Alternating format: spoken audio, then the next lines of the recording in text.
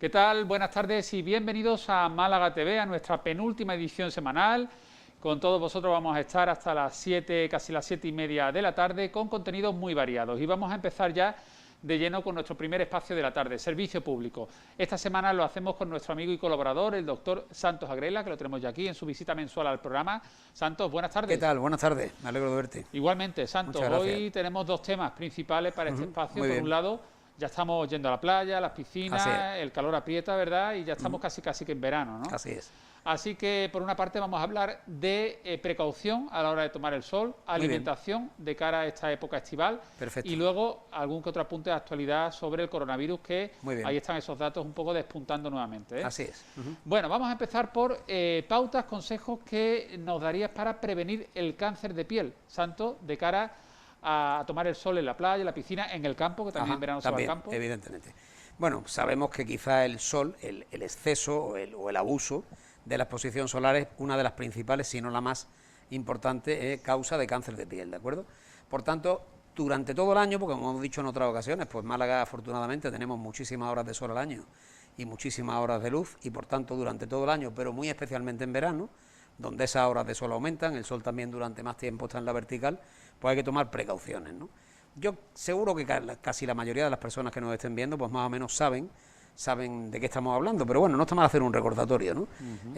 Sería evitar la exposición directa, al menos durante un tiempo prolongado, es decir, debemos usar pues sombrero o gorra, usar un sombrero o gorra, si es caso de gorra, que tenga una visera un poco amplia, y si es un sombrero, porque tenga un poco de ala, para que nos proteja la cara. No solamente se trata de las personas que ya andamos con poco pelo, sino también aquellas personas que aún teniendo, conservando el pelo, pero evidentemente proteger un poco la exposición de la cara. Protegernos a la sombra, usar sombrilla en la playa, etcétera. Aparte de esto, pues evidentemente las cremas protectoras, hoy día hay una gama amplísima y sabemos que son muy eficaces. Hay que usar un factor de protección alto, no vale si vamos a estar en la playa durante 2-3 horas, pues hay que usar un factor de protección alto, un factor de protección 50 para arriba, incluso las personas que sean de piel muy blanca y tal, pues un filtro solar total, ¿no? O sea, que estas cremas de factores muy bajitos que venden en supermercados, en grandes superficies, realmente es como si no lleváramos nada, que es mínimo de 50 para arriba. Casi, protege, pero no es lo mismo. Si decidimos ir a la playa media hora o 45 minutos, lo típico de... Hay personas a lo mejor porque todos los días al salir de trabajar, pues aprovechan y van a la playa media horita y se dan mucha puzón. Bueno, pues evidentemente con un factor de protección bajito será suficiente, porque incluso ya cuando tengan cierto nivel de bronceado, pues por media hora, 20 minutos. Pero claro, si somos bañistas de pro malagueños y esto de irnos a la playa todavía con el bocadillo y la sandía, pues entonces tenemos que tener una protección mayor, ¿no? Santo, importante, ¿cómo debemos aplicarnos las cremas solares? Porque yo recuerdo otros años que has hecho tú también este espacio con nosotros, recalcabas el tema de que era conveniente media hora incluso antes de llegar a la playa. Efectivamente, la crema no es una pantalla física que protege, es decir, no es como la manga de la camisa, que nos ponemos la camisa y ya evitamos que dé el sol, sino que la crema tiene que actuar sobre la piel, hay que darle una media hora de tiempo. Entonces, si vivimos cerca de la playa, lo ideal es ponerla en casa antes de ir a la playa, y ya cuando lleguemos a la playa ha pasado ese tiempo. Si vamos a hacer un desplazamiento largo, pues porque, oye, pues nos vamos a ir a bañarnos a las Calas de Maro, pues entonces a lo mejor no debemos ponerla con mucha antelación, porque parte del efecto lo vamos a perder en el coche. Pero sí hay que darle tiempo. Y luego, aunque la mayoría ahora son resistentes al agua, pero es una resistencia relativa, es decir, si vamos a estar mucho tiempo dentro del agua, nos vamos a bañar reiteradamente, pues conviene secarse y volver a ponerse crema, porque claro, es una resistencia relativa, no es algo que podamos hacer. Y una cosa que se me escapaba antes quizá cuando hablamos en general, es que debemos evitar las horas de máxima, las horas centrales del día, exponernos al sol en esas horas, porque la incidencia de los rayos vertical, es decir, ¿sabes?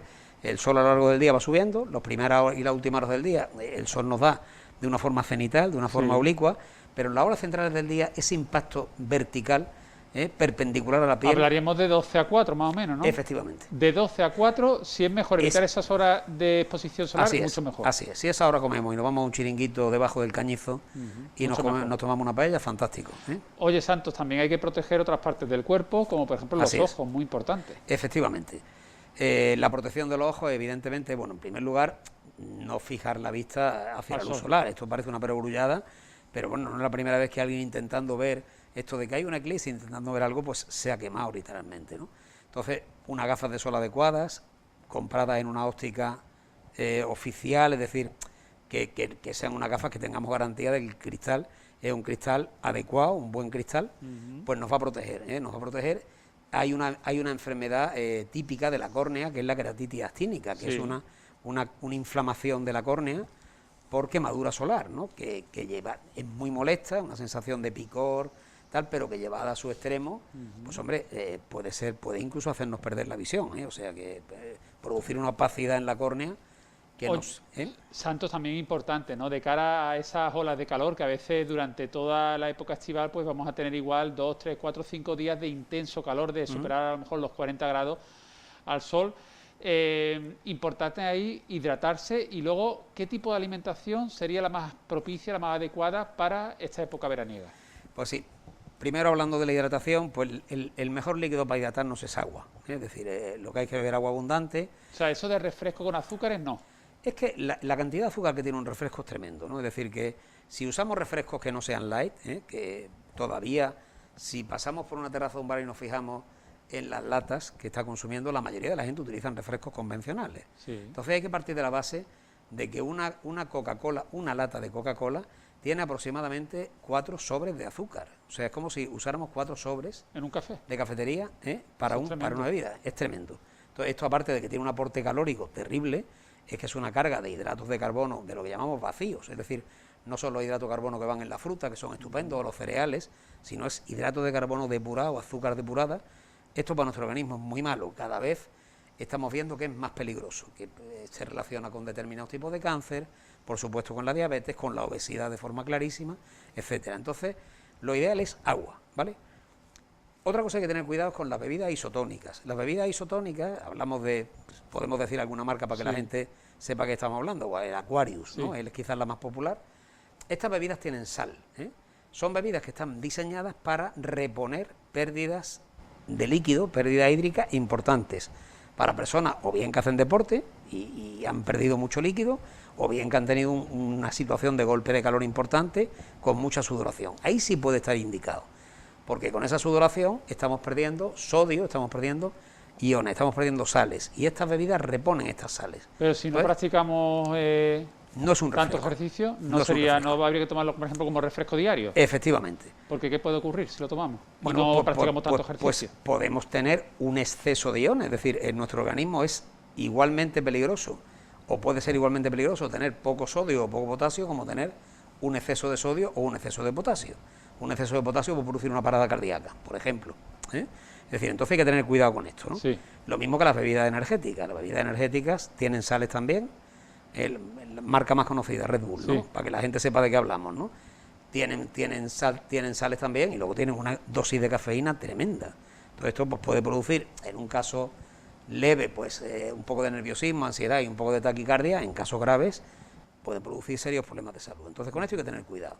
Por eso hablaríamos de agua, hablaríamos de refrescos naturales, se puede hacer una limonada con zumo de un limón y la cantidad de agua que nos apetezca, o bien con un poquito de azúcar, o incluso una mezcla de azúcar-sacarina, si no quieres ponerle al que le guste muy dulce y tal, y eso puede ir bien, ¿de acuerdo? Y luego, en general, la comida, por hablar del otro, pues toda la comida típica de verano, es decir, la ensalada, el tomate, el gazpacho tan nuestro, tan aquí en Málaga le llamábamos zoque, es una palabra que se ha perdido, ¿no?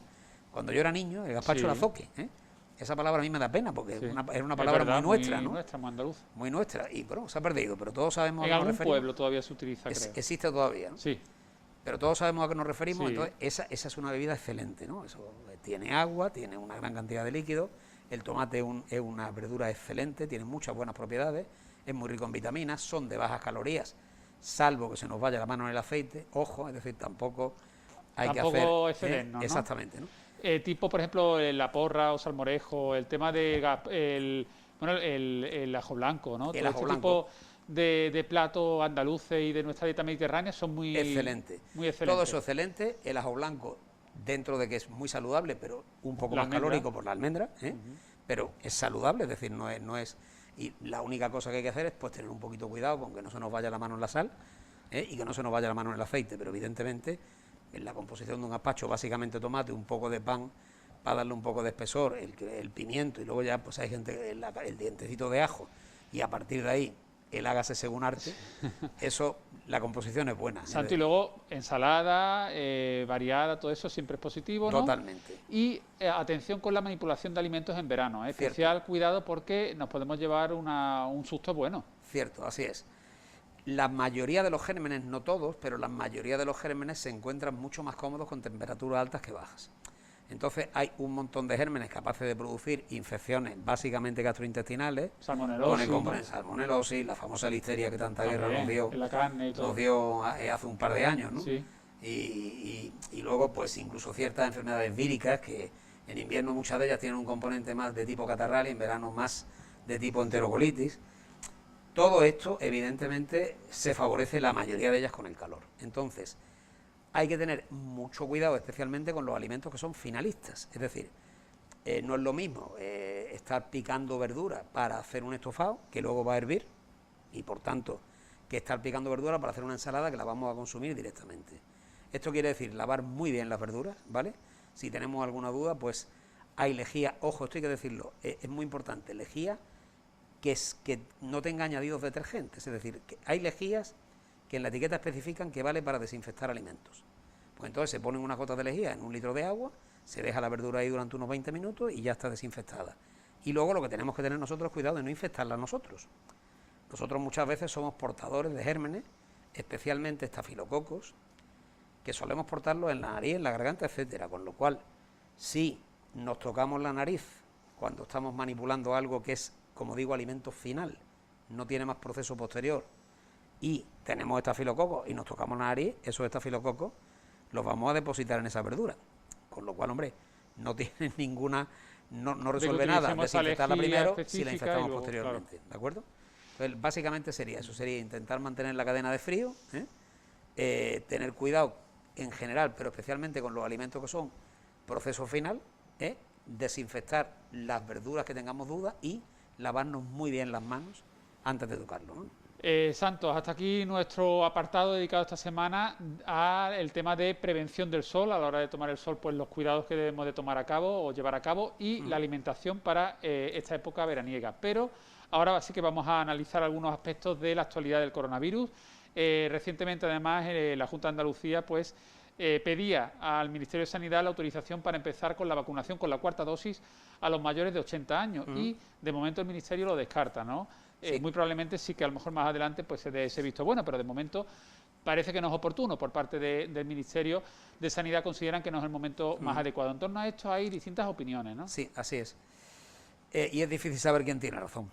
Es decir, ahora mismo es verdad que aunque el crecimiento de los casos es muy importante, estamos asistiendo a un crecimiento muy importante de los casos, es verdad que no estamos asistiendo paralelamente a un incremento importante de los casos graves, Es decir, hay evidentemente un pequeño repunte. También las hospitalizaciones, ¿no? O sea, también están aumentando las hospitalizaciones. Están aumentando las hospitalizaciones e incluso ha aumentado ya un poco la hospitalización en UCI. También. Pero no de forma paralela al incremento de los casos. Es decir, que todavía, digamos que hay cierto, no sería capaz de decir que hay control, pero hay cierto control. Entonces, adelantar o no las pautas de vacunación tiene ventajas e inconvenientes, y es lo que argumentan unos u otros, ¿no? Es decir, por una parte, parece ser que en octubre habrá una vacuna disponible que contendrá ciertas modificaciones respecto a las nuevas variantes del virus.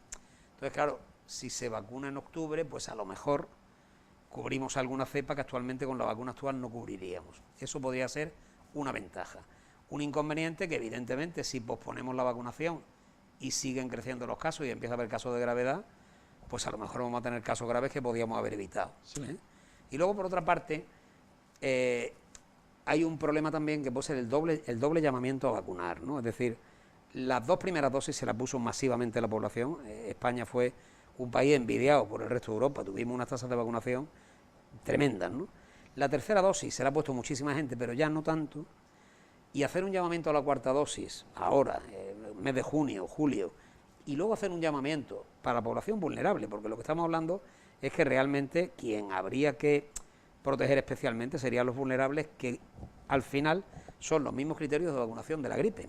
Entonces haríamos un llamamiento para vacunar ahora, o el mes que viene, o en julio, y un llamamiento para vacunar en octubre. ¿Para la gripe? No sé qué éxito tendríamos, sinceramente. Claro. Sinceramente no lo sé.